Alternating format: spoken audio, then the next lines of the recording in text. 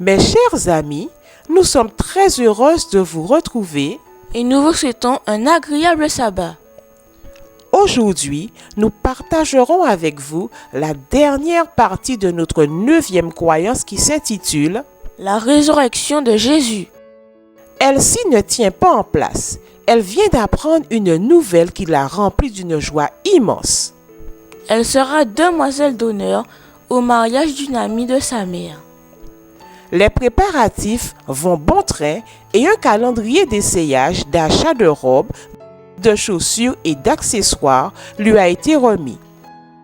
Une dizaine d'enfants passeront sous une arche de ballon et devront saluer les mariés en criant « Vive les mariés! Vive les mariés !»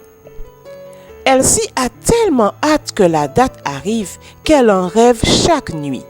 Dans son entourage, tout le monde sait qu'Elsie se prépare pour un grand événement car elle le dit à qui veut l'entendre. Les amis de Jésus ont aussi connu la joie. Jésus est ressuscité. Quelle joie! Oh, quelle joie pour eux! La nouvelle est sur toutes les lèvres et circule dans toutes les maisons. La résurrection de Jésus, c'est le triomphe de Dieu sur les forces du mal. C'est vraiment la preuve que toutes ces promesses sont vraies. Des soldats avaient été payés pour répandre le bruit que Jésus n'était pas ressuscité. C'était un mensonge. Beaucoup de personnes le virent et surent que Jésus était vivant. Il est vraiment le Fils de Dieu, dirent-ils. Jésus est merveilleux. Il est mort sur la croix, mais 3 jours plus tard, il est ressuscité. Eh oui, un ange étincelant de lumière descendu du ciel et enleva la pierre qui fermait le tombeau.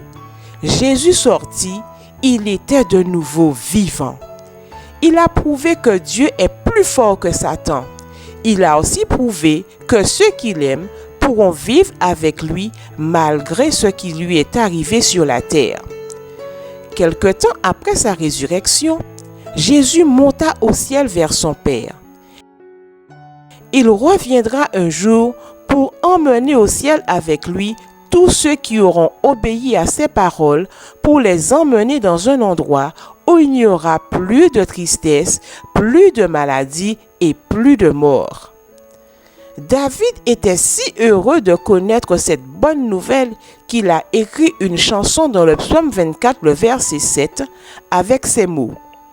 Portes, élevez vos linteaux, élevez-vous portes éternelles, que le roi de gloire fasse son entrée. Elsie et tout le cortège ont hâte de passer sous l'arche de ballon et d'acclamer les mariés en criant « Vive les mariés! Vive les mariés !» Mais ils seront encore plus heureux d'acclamer Jésus, le roi des rois, quand il reviendra. Es-tu heureux de savoir que tu iras bientôt à la rencontre de Jésus? Toi aussi, tu pourras l'acclamer avec tout le cortège de personnes qui chanteront « Vive le roi des rois ». Prions ensemble. Seigneur, merci pour ta victoire sur la mort. Nous sommes heureux car nous vivrons bientôt avec toi éternellement. Aide-nous à nous tenir prêts pour ce jour où nous chanterons « Vive le roi des rois ». Amen.